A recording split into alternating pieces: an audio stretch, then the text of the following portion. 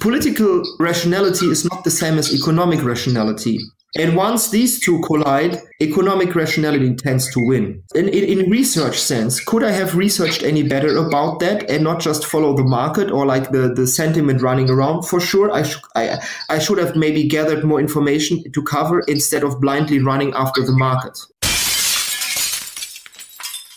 Hello, fellow risk takers, and welcome to my worst investment ever. Stories of loss to keep you winning. In our community, we know that to win in investing, you must take risk, but to win big, you've got to reduce it. Today, we've got Mr. Lasse-Peter Pestel, who'll be teaching us about his experience with worst investment. So welcome to the show. Thank you. Yes. So let me give a little background and for our audience. Lasse-Peter Pestel is an investment strategist at Deka Investment in Frankfurt, steering the cross-asset allocation of about 180 billion euros.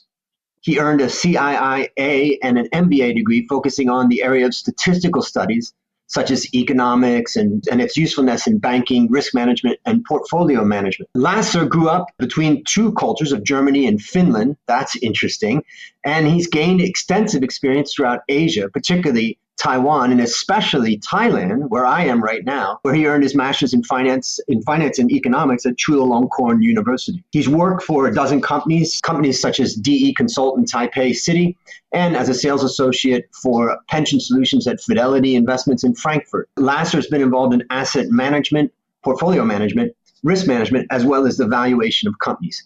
His work has always been with companies active in the capital markets, and these companies are focused on fund management, portfolio construction, asset simulations regarding risk and returns, tax issues, and just about stock returns. So welcome to the show. Can you tell us any other points about yourself that you'd like to share, such as where you are and what you're doing currently? Okay, thanks, Andrew. I mean, you summed it up pretty nicely. The only tiny thing I would like to add, I have a little son who's 6 years old, and I'm also married to Thai, and we tend to come back to Thailand at least every other year.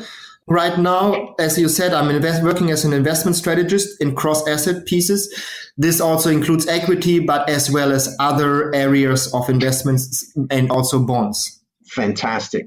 All right. Well, maybe you can just take a moment to explain the backstory of how you entered into your worst investment ever and what you learned from it. Okay, sure. The story is like that. When I started my CIIA, I mean, for those who don't know, it is sort of the competing program for CFA. And it was the time of the Euro crisis. So at that point, all the markets, they were very cautious about Italy, as they are right now as well, and especially about Greece. Greece, at that point, we talk about the year 2012, already got two bailouts with zero haircut. And they always had this so-called Troika program out of EU, IMF, and World Bank, setting up what type of things they have to do in order to get money, in order to get their country running. Each time, the two times before, they got their money and they always were bailed out. But always before that, the bond prices tend to fall rapidly. So usually, let's say you have a face value of 100 of a bond. Just before the Troika meeting came, and the government at that point, they were very left-wing and they were very opposed Troika, the bond prices dropped to something like 40 or 30. Then the bailout came and the bond prices went back to 100. As a sense, you were thinking, okay, they already got two times their bailout, two times you made a really nice profit, yeah? So why should it not happen a third time? Well, what I didn't have on also many other persons, also asset managers didn't have on my account was that at that point, the government in Greece pushed so hard for not having any conditions on their bailout that the Troika thought, well, this time we will teach you a lesson. So instead of giving you the full bailout, we will convert your bonds at current market value to the so-called EFSF bonds, and they will have a much longer running period than what you have right now. So we talk about bonds with 10 to maybe 5 to 2 years maturity. So they took this and converted them into bonds with 25 to 30 year maturity.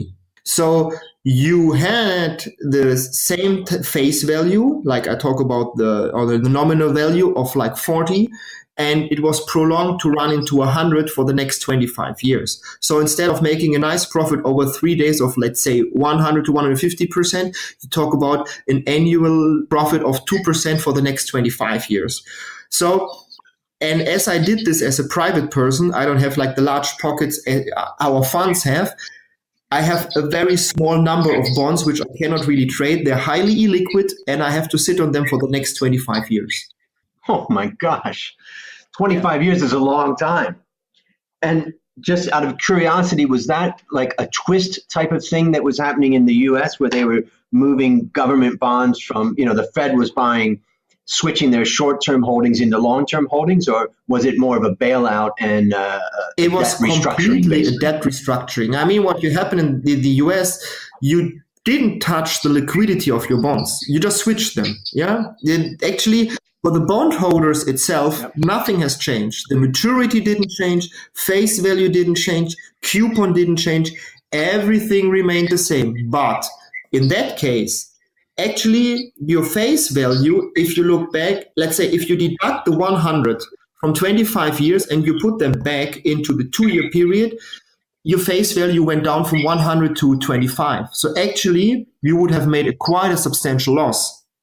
Yeah, if you just, put the net present value for that. It was quite a disaster, and quite many funds and pension funds lost a lot of money in it, and they were quite unhappy. But because they have the power to do something about it and private investors don't, well, for me, it is something when my son is getting older, I will tell him when he's 18, happy birthday, here are a few bonds for you. Okay, so let's discuss about what did you learn from this? What are the lessons that the audience can learn from this? Pretty straightforward lesson is, I mean, number one, if things work 2 times as they did before, they don't necessarily work a 3rd time. Yeah. Next is, got it. Political rationality is not the same as economic rationality. Yeah.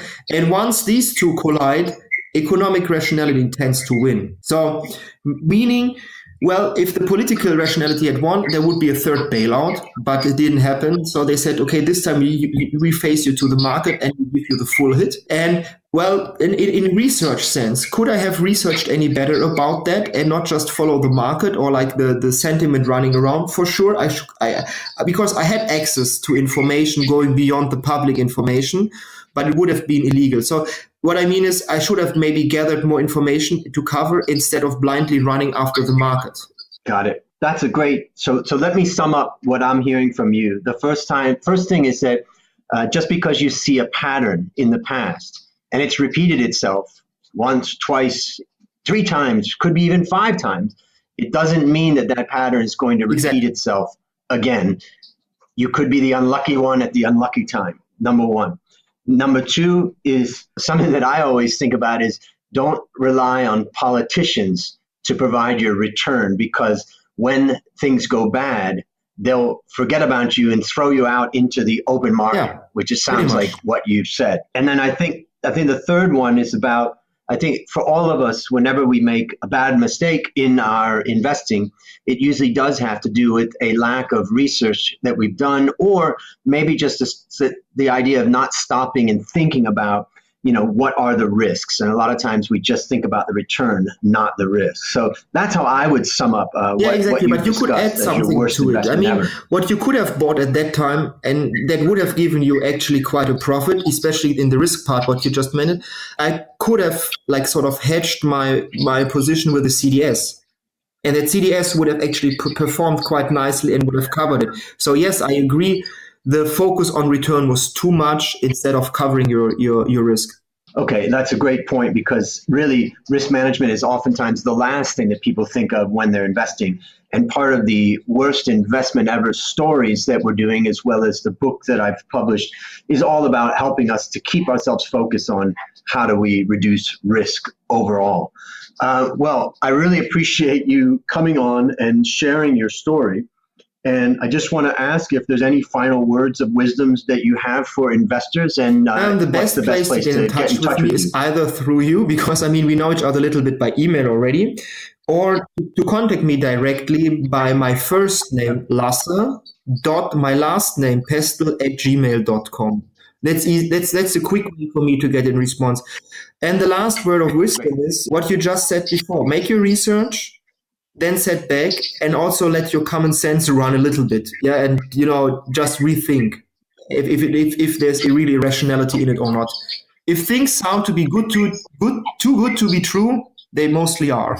All right, fantastic. Well, that wraps it up for my worst investment ever, and I want to thank you for being on the show. There you go, fellow risk takers. Another great story to help you create, grow, and protect your wealth. I'll see you on the upside.